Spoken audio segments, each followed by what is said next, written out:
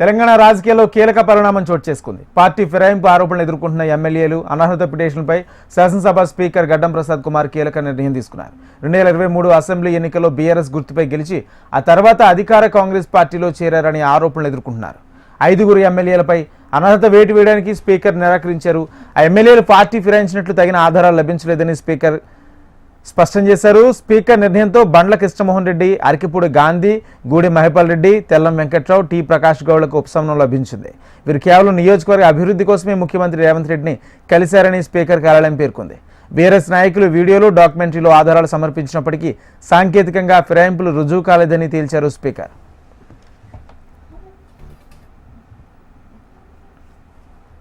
తాను party మారలేదని speaker ఇచ్చిన తీర్పును స్వాగతిస్తున్నానని ఎమ్మెల్యే బండ్ల కృష్ణమోహన్ రెడ్డి అన్నారు. స్పీకర్కు కావాల్సిన డాక్యుమెంట్స్ను సమర్పించి తన వాదనలన్నీ వినిపించారని ఎమ్మెల్యే తెలిపారు. గతంలోనే తాను పార్టీ మారలేదని స్పష్టం చేశానని, అందుకు సంబంధించిన ఆధారాలను సమర్పించానంటూ బండ్ల కృష్ణమోహన్ రెడ్డి తెలిపారు. అవసరమైతే లీగల్గా ఫైట్ చేసేందుకు సిద్ధంగా ఉన్నారన్నారు. గౌరవ స్పీకర్ గారు తన నిర్ణయాన్ని ఈరోజు తీర్పు ఇవ్వడం జరిగింది. దాన్ని మేము స్వాగతిస్తున్నాం. మరియు తీర్పులో క్లియర్గా క్లీన్ చిట్ ఇవ్వడం జరిగింది. మళ్ళీ నేను పార్టీ మారినా అనే అభియోగాన్ని కొట్టేస్తూ మళ్ళీ ఈరోజు స్పీకర్ గారు తీర్పు ఇవ్వడం జరిగింది. స్పీకర్ గారి తీర్పుని మేము స్వాగతిస్తూ భవిష్యత్తులో కూడా మేము ఎన్నోసార్లు మీడియా ద్వారా చెప్పడం మేము పార్టీ మారలేదని, అయినప్పుడు కూడా టీఆర్ఎస్ సభ్యులు మా మీద అభియోగం మోపడం జరిగింది.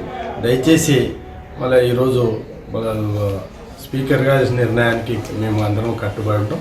వాళ్ళు భవిష్యత్తులో అంటే వేరే ఎక్కడికి పోయినా దాన్ని తగిన రీతిలో మేము కూడా మా ప్రయత్నం మేము చేస్తాం. మళ్ళీ గౌరవ ముఖ్యమంత్రి గారిని కలవాల్సిన అవసరం మాకు చాలా ఉంటుంది.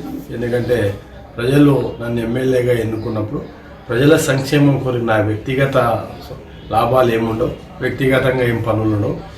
ప్రజల సమస్యల కొరికి గద్వాల నియోజకవర్గ అభివృద్ధి కొరికి ఒక 2-3 సందర్భాల్లో కలవడం జరిగింది.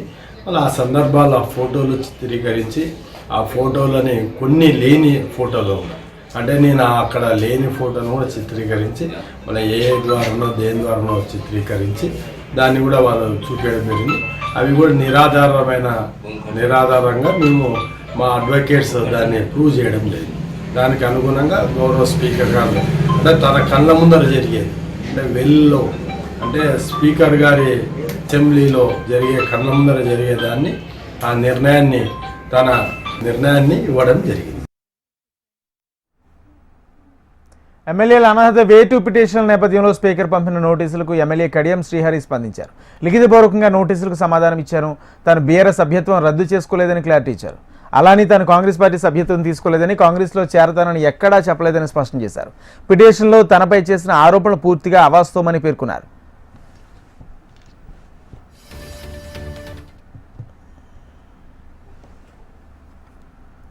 ఐదుగురు ఎమ్మెల్యేల అనర్హత వ్యవహారంలో తెలంగాణ స్పీకర్ గడ్డం ప్రసాద్ తీర్పుపై బీఆర్ఎస్ స్పందించింది. స్పీకర్ తీర్పు రాజ్యాంగ విరుద్ధమని BRS MLA KP Vivekananda fire అయ్యారు.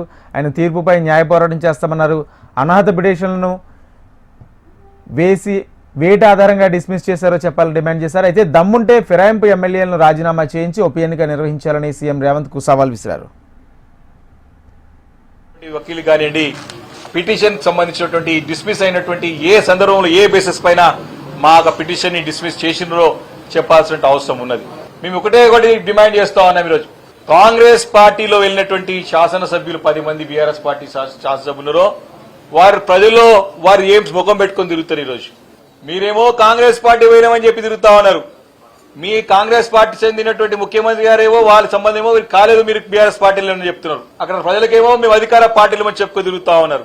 మీరు ఏ ముఖం పెట్టుకొని ఇలా తిరుగుతారు? ముఖ్యమంత్రి గారిని మేము ఛాలెంజ్ చేస్తా ఉన్నాం బీఆర్ఎస్ పార్టీ నుంచి. నిజంగానే నీకు దమ్ము ధైర్యం ఉంటే, నిజంగానే నీ పరిపాలన పైన నీకు నమ్మకం ఉంటే, విర్రవీగుతున్నావు కదా, నేను ఇంకా 10 సంవత్సరాల వరకు నేనే ఉంటా అని చెప్తున్నావు కదా, దమ్ము ఉంటే ఎందుకు ఈ దొంగ నాటకాలన్నీ? ఈ 10 మంది ఎమ్మెల్యేలతో రాజీనామా చేపి ఉప ఎన్నికలకు రా. నువ్వు వచ్చినా రాకున్నా త్వరలో ఉప ఎన్నికలు రావడం ఖాయం.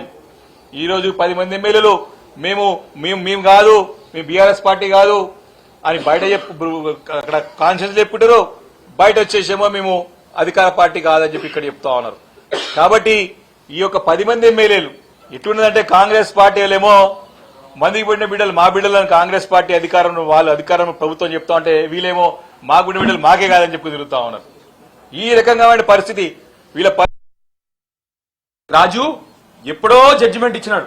ఏమీ కాదు 10 మంది పార్టీ మారినా సుప్రీంకోర్టు ఏం చేయలేదు, రాజ్యాంగం ఏం చేయలేదు, ఎవరు కూడా ఏం పీకలేరు, నన్ను మీరేమీ భయపడొద్దు, మిమ్మల్ని కాపాడాల్సిన బాధ్యత నాది, ఈ రాజ్యాంగం నా ముందర ఏం పనిచేయదని డైరెక్ట్ మన జూబ్లీ హిల్స్ ప్యాలెస్ సంబంధించిన రాజుగారు ఎప్పుడో జడ్జిమెంట్ ఇచ్చినారు. ఇవాళ అదే జడ్జిమెంట్ మా మంచి స్పీకర్ గారికి చేతికి పెడితే ఆ స్పీకర్ గారు చదివినారు, వెళ్ళిపోయినారు. స్పీకర్ గారు తీసుకున్న డిసిషన్ కాదు ఇది. ఈ డిసిషన్ ఏదైతే ఉందో ఇవాళ ఎందుకు చెప్తా ఉన్నానంటే ఆఖరికి ఆర్డర్ కాపీ కూడా మాకు ఇవ్వలేదు. ఎందుకంటే అది రాజుగారి చేతి రైటింగ్ లో ఉంది, దాన్ని ఇప్పుడు మార్చాలి వాళ్ళు. రాజుగారి చేతి రైటింగ్ లో, రాజుగారు ఎవరు తెలుసు మీ అందరికీ, జూబ్లీ హిల్స్ ప్యాలెస్ రాజుగారు అంటే మన ముఖ్యమంత్రి రేవంత్ రెడ్డి గారి చేతి రైటింగ్ లో ఉంది. కాబట్టి కనీసం పిటిషనర్లకు ఆర్డర్ కాపీ కూడా ఇవ్వలేదు. ఇంత దారుణమైన పరిస్థితిలో మన రాష్ట్ర ప్రభుత్వం నడుస్తా ఉంది. సుప్రీంకోర్టుకి విలువ లేదు, రాజ్యాంగానికి విలువ లేదు. ఇంత దారుణం అంటే కేవలం ఒక స్టేట్మెంట్, వాళ్ళందరూ ఎమ్మెల్యేలుగా కొనసాగుతారు. కనీసం ఏ పార్టీలో ఎమ్మెల్యేలుగా కొనసాగుతారు కూడా ఇవ్వలే ఆ స్టేట్మెంట్ లో. ఫ్రేంబి ఎమ్మెల్యేల అనర్హత వేటుపై అసెంబ్లీ స్పీకర్ ఇచ్చిన తీర్పుపై మాజీ మంత్రి హరీష్ రావు స్పందించారు. Rahul Gandhi save the constitution నినాదం తెలంగాణ అసెంబ్లీ స్పీకర్ ఇచ్చిన తీర్పుతో పూర్తిగా బహిర్గతమైందన్నారు. రాజకీయ లబ్ధి కోసం రాజ్యాంగ సంస్థలను కూడా దిగజార్చడం ముఖ్యమంత్రి రేవంత్ రెడ్డి నేతృత్వంలోని కాంగ్రెస్ ప్రభుత్వానికే చెల్లిందని విమర్శించారు. ప్రజాస్వామ్య సూత్రాలను తీవ్రంగా దెబ్బతీసిన ఈ ఘటనలో కాంగ్రెస్ ప్రభుత్వం రాజ్యాంగ ఉల్లంఘనకు పాల్పడిందని ఆరోపించారు. పార్టీ మారిన ఎమ్మెల్యేల విషయంలో రాజ్యాంగం స్పష్టంగా నిర్దేశించిన యాంటీ డిఫెక్షన్ నియమాలను పూర్తిగా పక్కన పెట్టి అధికార పార్టీకి అనుకూలంగా నిర్ణయం తీసుకోవడం రాజ్యాంగాన్ని కాలరాయడమే అని అభిప్రాయపడ్డారు. ఢిల్లీలో రాజ్యాంగ నైతికతపై గొప్ప ఉపన్యాసాలు ఇస్తూ తెలంగాణలో మాత్రం అదే రాజ్యాంగాన్ని నిర్లజ్జగా ధిక్కరించారని, ఇదే కాంగ్రెస్ పార్టీ రాహుల్ గాంధీల నిజస్వరూపమన్నారు హరీష్ రావు.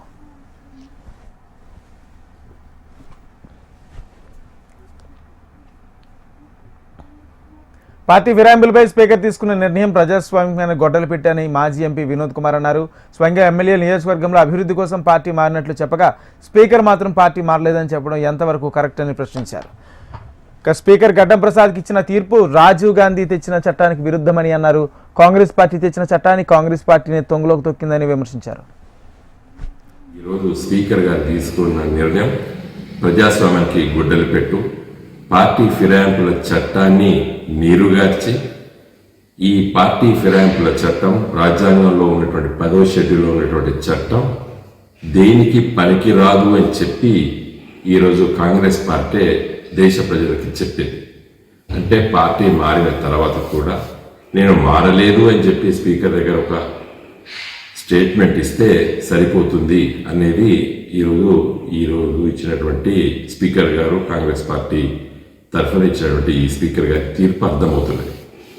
కాబట్టి దీన్ని తీవ్రంగా మేము ఖండిస్తున్నాము.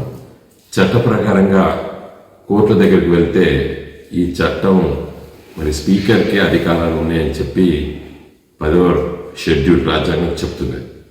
కాబట్టి దీనిపైన పార్లమెంటు పునరాలోచన చేయాల్సిన అవసరం ఉంది. 10వ షెడ్యూల్ పదను పెట్టి నిజంగా అనర్హత వేసే విధంగా మళ్ళీ ఒకసారి పార్లమెంటు దృష్టిలో ఈ చట్టం సవరణకు రావాల్సిన అవసరం ఉంది. లేకపోతే ఈ 10వ షెడ్యూల్లో ఉన్నటువంటి ఈ చట్టం ఏదైతుందో పార్టీ ఫిరాయింపుల చట్టం మరి దేనికి కూడా పనికి రాకుండా పోతుంది. ఫ్రేంబి ఎమ్మెల్యేల అనర్హతపై స్పీకర్ గడ్డం ప్రసాద్ తీసుకున్న నిర్ణయం ప్రజాస్వామ్య హత్యగా బీజేపీ చీఫ్ రామచంద్రరావు అభివర్ణించారు. పార్టీ మారిన ఆధారాలు లేవని 5గురు ఎమ్మెల్యేలకు స్పీకర్ క్లీన్ చిట్ ఇవ్వడానికి తప్పుపట్టారు. రాజ్యాంగాన్ని కాపాడతామని కాంగ్రెస్ పార్టీ చెప్పుకుంటుందని, కానీ ఈరోజు రాజ్యాంగ వ్యవస్థలో భాగమైన స్పీకర్ను కూడా ప్రభావితం చేసి రాజ్యాంగబద్ధంగా నిర్ణయం తీసుకోకుండా చేసిందన్నారు. పార్టీ ఫిరాయింపుల నిరోధక చట్టాన్ని తీసుకొచ్చిన కాంగ్రెస్ పార్టీయే ఆ చట్టానికి తూట్లు పొడిచిందన్నారు BJP chief Ramachandra Rao. Telangana speaker నిర్ణయము పార్టీ ఫిరాయింపుల సంబంధించినటువంటి ఎమ్మెల్యేల పైన ఇది రాజ్యాంగ వ్యతిరేకమైనటువంటి నిర్ణయం.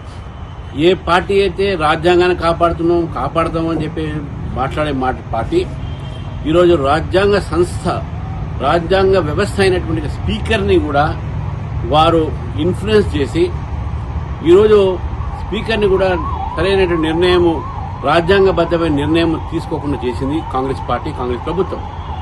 స్పీకర్ నిర్ణయము రాజ్యాంగ వ్యతిరేకం. బహిరంగంగా ఏ పార్టీ నాయకుడైతే పార్టీ ఫిరాయింపు చట్టం తీసుకువచ్చారో ఆ పార్టీ నాయకుడికే గౌరవం ఇవ్వకుండా, ఏ రాజ్యాంగ పుస్తకం అయితే పట్టుకొని జేబులో పెట్టుకొని దేశమంతా తిరుగుతున్నాడు ఆ రాజ్యాంగాన్ని గౌరవం ఇవ్వకుండా, ఏ రాజ్యాంగ వ్యవస్థ స్పీకరు రాజ్యాంగాన్ని కట్టుబడి ఉండాల్సినటువంటి స్పీకర్ని కూడా ఈరోజు మీరు ఇన్ఫ్లుయెన్స్ చేసి అటువంటి ఒక నిర్ణయాన్ని తీసుకున్నారంటే ఈరోజు తెలంగాణలో రాజ్యాంగ హత్య అయింది, ప్రజాస్వామ్య హత్య అయిందని చెప్పేసి భారతీయ జనతా పార్టీ భావిస్తారు. తెలంగాణలో పార్టీ ఫిరాయింపులపై 3 నెలల్లో తీర్పు ఇవ్వాలన్న సుప్రీంకోర్టు ఆదేశాలను స్పీకర్ పట్టించుకోలేదని బీజేపీ నేత ఏలిడి మహేశ్వర్ రెడ్డి విమర్శించారు. సుప్రీంకోర్టు హెచ్చరికల తర్వాతే కొందరికి మాత్రమే క్లీన్ చిట్ ఇచ్చారని మండిపడ్డారు. దానం నాగేందర్, కడియం శ్రీహరి పార్టీ ఫిరాయింపులపై తీర్పు ఆలస్యం వెనక కారణం చెప్పాలని డిమాండ్ చేశారు. సీఎం ఒత్తిడికి లోబడి స్పీకర్ పనిచేస్తున్నారని ఏలిడి మహేశ్వర్ రెడ్డి మండిపడ్డారు. రాజ్యాంగాన్ని కాపాడాల్సిన స్పీకర్ రాజ్యాంగాన్ని అవహేళన చేస్తున్నారంటూ తీవ్ర విమర్శలు చేశారు ఏలిడి మహేశ్వర్ రెడ్డి. 9 నెలల వరకు మీరు కాలయాపన చేసి ఈరోజు కేవలం 5 సభ్యుల విషయంలో మాత్రమే మీరు నిర్ణయించి మిగిలిన 5 పెండింగ్ లో పెట్టడానికి కారణం ఏంటి? మీరు ఈరోజు స్పీకర్ పదవిలో ఉండి రాజ్యాంగాన్ని ఉల్లంఘించడమే కాకుండా ముఖ్యమంత్రి ఇన్ఫ్లుయెన్స్ లో ముఖ్యమంత్రి ఒత్తిడికి లొంగి పనిచేస్తున్నట్టుగా స్పష్టమైతా ఉన్నది. ఈరోజు మీరు కాంగ్రెస్ పార్టీ ఎమ్మెల్యేగా వ్యవహరిస్తున్నారు తప్ప స్పీకర్ గా వ్యవహరించడం లేదు అని స్పష్టమైతా ఉన్నది. నేను కోరుతా ఉన్నాను, రాజ్యాంగాన్ని పరిరక్షించాల్సినటువంటి ప్రభుత్వం, రాజ్యాంగాన్ని పరిరక్షించాల్సినటువంటి స్పీకర్ పదవిలో ఉన్నటువంటి మీరు ఎందుకోసం అని చెప్పి ఈ రకంగా మరి రాజ్యాంగాన్ని ఉల్లంఘిస్తా ఉన్నారో సమాధానం చెప్పాలని చెప్పి. తెలంగాణలో 3వ దశ గ్రామ పంచాయతీ ఎన్నికలు ముగిశాయి. 3 దశల ఎన్నికల్లోనూ కాంగ్రెస్ మద్దతుదారులు పైచేయి సాధించారు. బీఆర్ఎస్ కూడా చాలా ప్రాంతాల్లో గట్టి పోటీ ఇచ్చింది. బీజేపీ గతం కంటే మరిన్ని ఎక్కువ స్థానాల్లో గెలుపొంది తన ఉనికిని చాటుకుంది. స్వతంత్రులు స్థానిక ఎన్నికల్లో తమ సత్తా చాటారు. ఫస్ట్ స్టేజ్ పంచాయతీ ఎన్నికలో భాగంగా 3,834 సర్పంచ్, 27,628 వార్డులకు డిసెంబర్ 11న ఎన్నికలు జరిగాయి. మొదటి విడతలో కాంగ్రెస్ పార్టీ మద్దతుదారులు 2,425 పంచాయతీలను కైవసం చేసుకున్నారు. బీఆర్ఎస్ బలపరిచిన అభ్యర్థులు 1,168 మంది స్థానాల్లో, బీజేపీ 189 స్థానాల్లో గెలుపొందారు. సిపిఎం 24, సిపిఐ 23 స్థానాల్లో విజయం సాధించారు. స్వతంత్రులు 401 స్థానాల్లో విజయగాథను ఎగురవేశారు. రెండో విడతలోనూ కాంగ్రెస్ మద్దతుదారులు విజయ దుందుభి మోగించారు. మొత్తం 4,333 స్థానాల్లో సగానికంటే ఎక్కువ గెలిచి ఆధిక్యాన్ని చాటారు. కాంగ్రెస్ పార్టీ 2,297, బీఆర్ఎస్ 1,191, బీజేపీ 257, ఇతరులు స్వతంత్రులు 578 స్థానాల్లో గెలుపొందారు.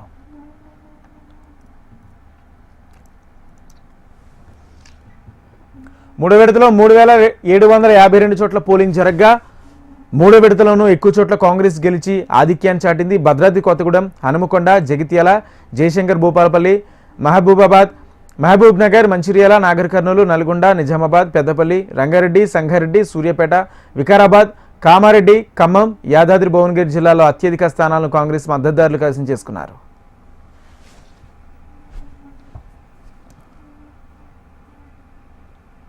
ఆదిలాబాద్ జిల్లా గుడిహత్నూరు మండలంలో ఉద్రిక్తత చోటు చేసుకుంది. సీతగుండి గ్రామంలో ఎన్నికల విధులు నిర్వర్తిస్తున్న ఎస్ఐపై దాడికి పాల్పడ్డారు గుర్తు తెలియని వ్యక్తి. సీతగుండిలోని ఇవాళ 3వ విడత ఎన్నికల పోలింగ్ జరగగా కౌంటింగ్ సమయంలో జనం గుమిగూడారు. వారిని చెదరగొట్టేందుకు మావల ఎస్ఐ ప్రయత్నించగా గ్రామస్తులు పోలీసులపై తిరగబడ్డారు. పోలీసు వాహనాన్ని ధ్వంసం చేశారు. ఈ క్రమంలో ఓ వ్యక్తి ఎస్ఐపై దాడి చేయగా తలకు తీవ్ర గాయమైంది. ఎస్ఐపై దాడి చేసిన వ్యక్తిని పోలీసులు అదుపులోకి తీసుకున్నారు.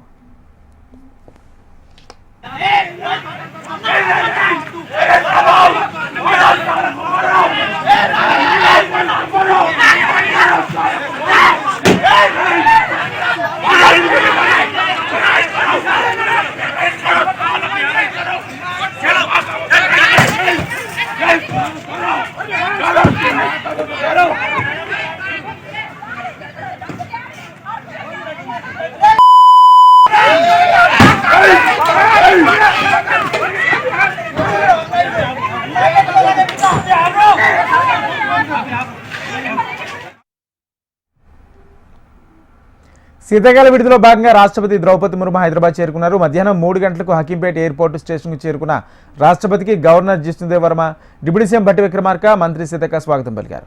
అక్కడి నుంచి బొలారంలోని రాష్ట్రపతి నిలయానికి వెళ్లారు. రాష్ట్రపతి నిలయంలో 5 రోజుల పాటు బస చేయనున్న రాష్ట్రపతి నగరంలో జరిగే పలు కార్యక్రమాల్లో పాల్గొంటారు. ఈ నెల 19న రామోజీ ఫిల్మ్ సిటీకి వెళ్లనున్నారు. ఆల్ ఇండియా పబ్లిక్ సర్వీస్ కమిషన్లో జాతీయ సదస్సును ప్రారంభిస్తారు. ఈ నెల 20న గచ్చిబౌలిలోని శాంతి సరోవర్లో జరిగే సదస్సుకు హాజరవుతారు. ఆ తర్వాత ఈ నెల 21న రాష్ట్రపతి నిలయంలో అట్ హోమ్ కార్యక్రమంలో పాల్గొంటారు. రాష్ట్రపతి పర్యటన నేపథ్యంలో అల్వాల్ గచ్చిబౌలి పోలీస్ స్టేషన్ పరిధిలోని ఈ నెల 17 నుంచి 22 వరకు ఆంక్షలు అమల్లో ఉండనున్నాయి.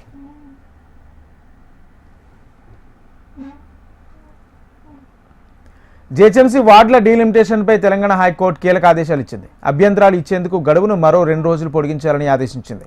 జనాభా సంఖ్యతో పాటు వార్డుల వారి మ్యాప్లను 24 గంటలకు పబ్లిక్ డొమైన్లో పెట్టాలని జీహెచ్ఎంసీకి ఆదేశాలు జారీ చేసింది హైకోర్టు.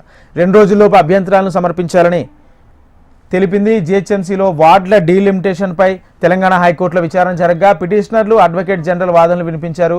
పూర్వ విభజనపై సమాచారం ఇవ్వడం లేదన్న పిటిషనర్ జనాభా సరిహద్దులను పరిగణలోకి తీసుకోలేదని వాదించారు. డీలిమిటేషన్ మ్యాప్ను హైకోర్టుకు సమర్పించిన ఏజీ పబ్లిక్ డొమైన్లో మ్యాప్ పెట్టలేదని తెలిపారు.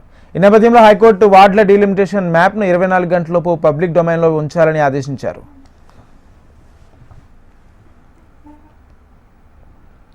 మంత్రి సీతక్కపై మాజీ మంత్రి సత్యవతి రాథోడ్ ఫైర్ అయ్యారు. సమ్మక్క జాతరకు ప్రభుత్వం 100 కోట్ల నిధులు ఇచ్చిందని, ఆ నిధుల కమిషన్ కోసం సీతక్క 100 సార్లు కొట్లాడిందన్నారు.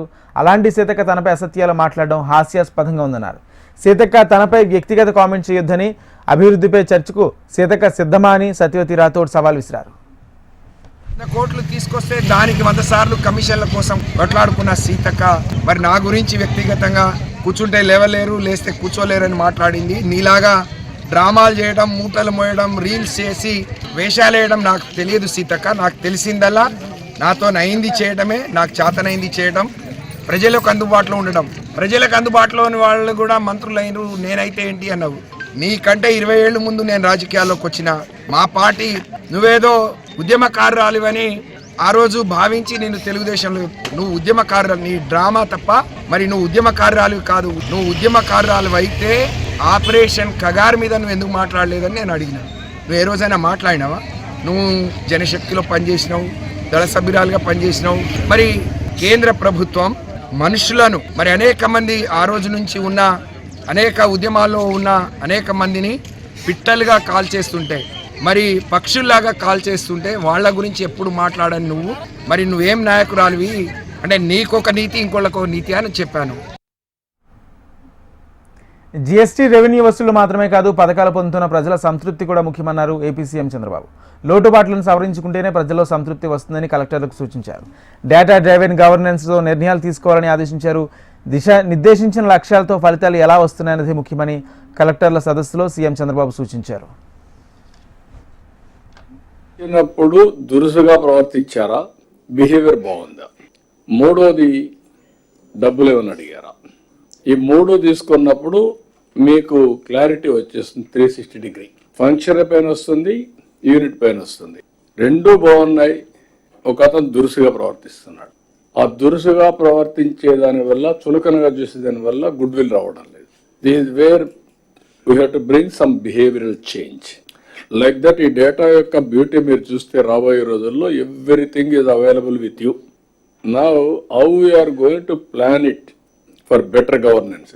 గవర్నెన్స్ అంటే జిఎస్టీ ఒకటే కాదు, రెవెన్యూ ఒకటే కాదు. ప్రజల satisfaction is very very important. ఆ పబ్లిక్ సాటిస్ఫాక్షన్ వస్తే sustainability of governance and what all you are doing, దానికి ప్రజల సపోర్ట్ కూడా వస్తుంది. మీరు గుర్తుపెట్టుకోవాలి అందరం. ఇప్పుడు ఇక్కడ ప్రొక్యూర్మెంట్ ఉంది, paddy, we are doing with in 24 hours. డబ్బులు ఇచ్చేస్తున్నాం. ఇచ్చేసిన తర్వాత గుడ్ విల్ రావాలి కదా. అప్పు తీసుకొచ్చి అవస్థపడి. స్విమ్స్ అభివృద్ధిపై టీటీడీ దృష్టి పెట్టిందని టీటీడీ చైర్మన్ బీఆర్ నాయుడు అన్నారు. తిరుపతిలోని స్విమ్స్ ఆసుపత్రిలో ఆయన పలు ప్రాజెక్టులు ప్రారంభించారు. నూతనంగా నిర్మించిన కేంద్రీయ ఔషధ గిడ్డంగి రోగుల సహాయకుల వసతి సముదాయాన్ని అందుబాటులోకి తీసుకొచ్చారు. రాయలసీమ వాసులకు అత్యాధునిక వైద్యం అందించడమే లక్ష్యంగా స్విమ్స్ పనులను వేగవంతం చేయాలని సీఎం చంద్రబాబు ఆదేశించారని తెలిపారు. బార్డ్ ఆసుపత్రిని మరింత అభివృద్ధి చేస్తామన్న ఆయన సోషల్ మీడియాలో వస్తున్న అసత్య ప్రచారాలు నమ్మొద్దన్నారు. స్విమ్స్లో వేరియస్ బిల్డింగ్స్ ఇవన్నీ కూడా ఇన్కంప్లీట్ ఉండే, అవన్నీ కూడా త్వరితగతిన కంప్లీట్ చేయాలనే ఉద్దేశంతో మనం అందరికి కూడా శాంక్షన్స్ ఇవ్వడం జరిగింది బోర్డు మీటింగ్లో. దానికి అనుగుణంగానే ఈరోజు ఈ సిమ్స్లో సెంట్రల్ మెడికల్ స్టోర్ అనేటువంటిది ఒక విభాగాన్ని మనం ఈరోజు ప్రారంభించాం. కాబట్టి ముఖ్యమంత్రి గారు చాలాసార్లు రివ్యూ మీటింగ్స్లో క్లియర్గా చెప్పడం జరిగింది. టీటీడీకి చెందిన అత్యంత విలువైన భూములను ఒబెరే గ్రూప్కు కట్టబెట్టడంపై టీటీడీ మాజీ చైర్మన్ భూమన్ కరుణాకర్ రెడ్డి నిప్పులు చెరిగారు. ఇది సాక్షాత్తు ఆ శ్రీవారికి పెడుతున్న మూడు నామాలని ఆయన విమర్శించారు. సీఎం చంద్రబాబు టీటీడీకి తీరని ద్రోహం చేస్తున్నారని 3,000 కోట్ల విలువైన భూమిని ఒబెరే గ్రూప్కు కట్టబెడుతూ జీవో ఇచ్చి 4 రోజులు దాటుతున్నా ఎందుకు ఆన్లైన్లో పెట్టలేదు అంటూ ప్రశ్నించారు. కూటమి ప్రభుత్వం చివరకు వెంకటేశ్వర స్వామిని కూడా వదలడం లేదని స్వామీజీలు పీఠాధిపతులు తక్షణమే స్పందించాలని కోరారు. ముఖ్యంగా డిప్యూటీ సీఎం పవన్ కళ్యాణ్ ఈ అంశంపై నోరు విప్పాలని భూమన్ డిమాండ్ చేశారు. పెద్ద ఎత్తున ఉద్యమం చేసినటువంటి స్వాములారా, ఈరోజు సాక్షాత్తు వెంకటేశ్వర స్వామి స్థలాన్నే అదే హోటల్కు దారాదత్తం చేస్తున్నారు. అదే పవిత్ర స్థలంలో అంతకంటే దగ్గరగా స్వామి పాదాల దగ్గరికి అతి సమీపంలో ఉన్నటువంటి స్థలాన్ని చంద్రబాబు నాయుడు గారు ఇలా దారాదత్తం చేయటాన్ని మీరు వ్యతిరేకించాల్సినటువంటి అవసరం ఉన్నది. అలా చేయకపోతే ప్రజల్లో కూడా అనుమానం వస్తుంది, ఎందుకు గమ్మునే ఉన్నారు అన్నటువంటి విషయం. చంద్రబాబు నాయుడు గారు ఏ రకంగా అయితే తనకు కావలసినటువంటి పత్రికలని, ప్రసార మాధ్యమాలని అన్నింటినీ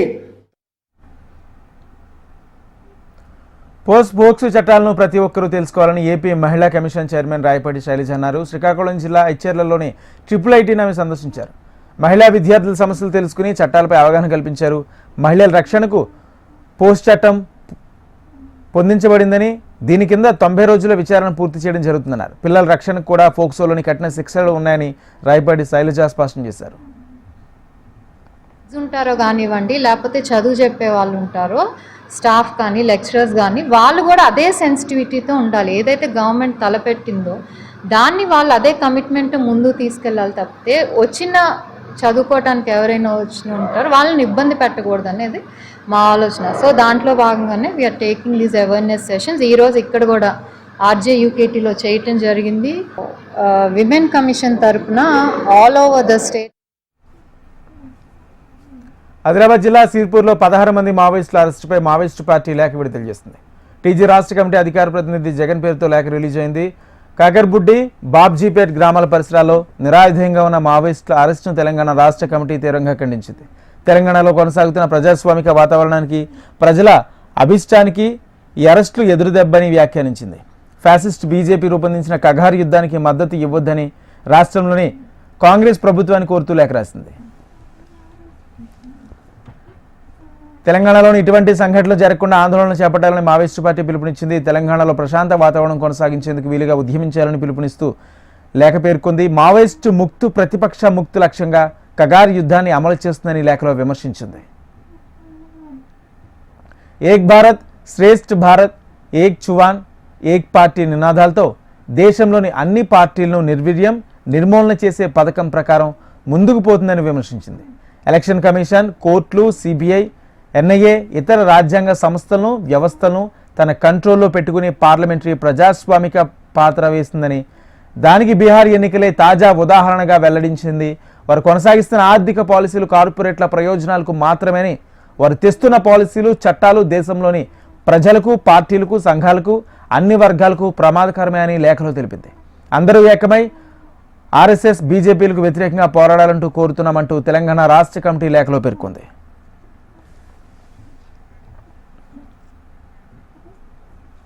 దేశ రాజధాని ఢిల్లీలో వాయు కాలుష్యం ఉక్కిరిబిక్కిరి చేస్తుంది. కొన్ని రోజులుగా వాయు కాలుష్యం ప్రమాదకర స్థాయిలో నమోదవుతుంది. పరిస్థితి ఆందోళనకరంగా ఉండడంతో ప్రభుత్వం కఠినమైన గ్రాఫ్ 4 ఆంక్షలను కొనసాగిస్తుంది.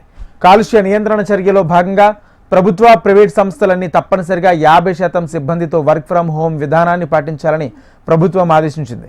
ఈ నిబంధనలు ఉల్లంఘించిన కంపెనీలపై జరిమానాలు విధిస్తామని హెచ్చరించింది. వాయు కాలుష్యంపై ఢిల్లీ పర్యావరణ శాఖ మంత్రి మన్జిందర్ సింగ్ స్పందించారు. కాలుష్య పరిణామాలపై క్షమాపణలు కోరారు. ఎయిర్ క్వాలిటీ ఇండెక్స్ను అధికారంలోకి వచ్చిన 10 నెలల్లో సరిచేయడం అసాధ్యమైన మన్జిందర్ సింగ్ ఆ ప్రభుత్వ నిర్లక్ష్యంతోనే ఈ పరిస్థితులు వచ్చాయని ఆరోపించారు. ఎయిర్ క్వాలిటీ ఇండెక్స్ తగ్గించేందుకు ప్రయత్నిస్తున్నామని తెలిపారు. ఇకపై పీయూసీ సర్టిఫికెట్ లేకుండా వాహనాలకు అనుమతి లేదని ఆయన 10,000 ఎలక్ట్రికల్ హీటర్లను అందుబాటులోకి తీసుకొస్తున్నట్లు తెలిపారు. నగరంలో ఏర్పాటైన అక్రమ పరిశ్రమలను గుర్తిస్తున్నామన్నారు. ప్రధాని మోడీ ఇథియోపియా పర్యటన ముగిసింది. ఆ పర్యటనలో ఆ దేశ ప్రధానమంత్రి అబీ అహ్మద్ అలీ మోదీకి the great honour Nishan of ఇథియోపియాతో సత్కరించారు. బుధవారం ఇథియోపియా పార్లమెంట్ సంయుక్త సమావేశంలో ప్రసంగించిన ప్రధాని మోడీ భారతదేశం ఇథియోపియా మధ్య సంబంధాలను ప్రశంసించారు. భారతదేశ జాతీయ గేయం వందే మాతరం, ఇథియోపియా జాతీయ గీతం రెండూ మన భూమిని తల్లిగా సూచిస్తాయని ప్రధాని మోడీ తెలిపారు. వారసత్వం, సంస్కృతి పట్ల ప్రజలు గర్వపడాలని, మాతృభూమిని రక్షించడానికి ఈ మనల్ని ప్రేరేపిస్తాయన్నారు. సబ్కా సాత్ సబ్కా వికాస్ నినాదంతో భారత్ ముందుకు వెళుతుందని, వసుదైక కుటుంబానికి భారత్ కట్టుబడి ఉంటుందని స్పష్టం చేశారు. ఇథియోపియా పర్యటనలో వందే మాతర గీతానికి భారత ప్రధాని మోడీ పులకరించిపోయారు. 15 ఏళ్ల తర్వాత ఆ దేశంలో పర్యటిస్తున్న భారత ప్రధానికి గౌరవ సూచకంగా ఇథియోపియా గాయకులు భారత జాతీయ గీతం వందే మాతరంను ఆలపించారు. ప్రధాని మోడీ పర్యటన నేపథ్యంలో ఇథియోపియా ప్రధాని అబీ అహ్మద్ ప్రత్యేక విందును ఏర్పాటు చేశారు. ఈ కార్యక్రమం సందర్భంగా స్థానిక గాయకులు వందే మాతరం గీతాన్ని ఆలపించి ఆకట్టుకున్నారు. దాంతో పులకరించిపోయిన ప్రధాని గాయకుల ప్రదర్శనను చప్పట్లతో అభినందించారు. ఈ వీడియో ప్రస్తుతం సోషల్ మీడియాలో వైరల్గా మారింది.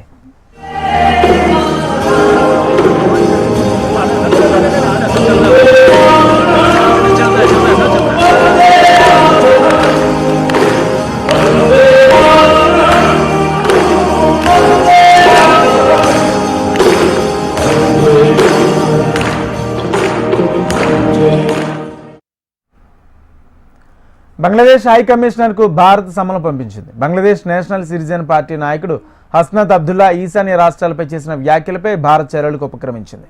బంగ్లాను అస్థిరపరిస్తే 7 సిస్టర్స్ను ముక్కలు చేస్తామని హస్నత్ హెచ్చరించారు. దీనిపై దేశ హై కమిషనర్ మహమ్మద్ రియాజ్ హమీదుల్లాకు భారత్ నోటీసులు ఇచ్చింది. ఢాకాలో ఇండియన్ ఎంబసీపై బెదిరింపులకు పాల్పడ్డాన్ని ప్రస్తావించింది భారత విదేశాంగ శాఖ. ఇటీవల జరిగిన సంఘటనలు ప్రస్తావిస్తూ వాటిపై అక్కడ ప్రభుత్వం సమగ్ర దర్యాప్తు నిర్వహించకపోవడం దురదృష్టకరమని పేర్కొంది. బంగ్లాదేశ్ రాజధాని ఢాకాలో రాడికల్ గ్రూపులు భారత హైకమిషన్పై దాడికి ప్రయత్నించాయి. వీసాల జారీ ప్రక్రియ నిలిపివేతను వ్యతిరేకిస్తూ ఆందోళనకారులు ఎంబసీని ముట్టడించారు. బంగ్లా నేతల రెచ్చగొట్టే వ్యాఖ్యలు, పెరుగుతున్న భద్రతా సమస్యలతో భారత అధికారులు కీలక నిర్ణయం తీసుకున్నారు. ఢాకాలో ఉన్న ఇండియన్ వీసా దరఖాస్తు కేంద్రాన్ని మూసివేశారు. ఈ నేపథ్యంలో ఎంబసీపై బంగ్లాదేశీయులు దాడికి పాల్పడ్డారు. ఈ ఘటనలో తాత్కాలిక ప్రభుత్వాన్ని నడుపుతున్న యునెస్కు చెందిన అతివాదులందరూ హస్తం ఉన్నట్లు అనుమానాలు వ్యక్తమవుతున్నాయి.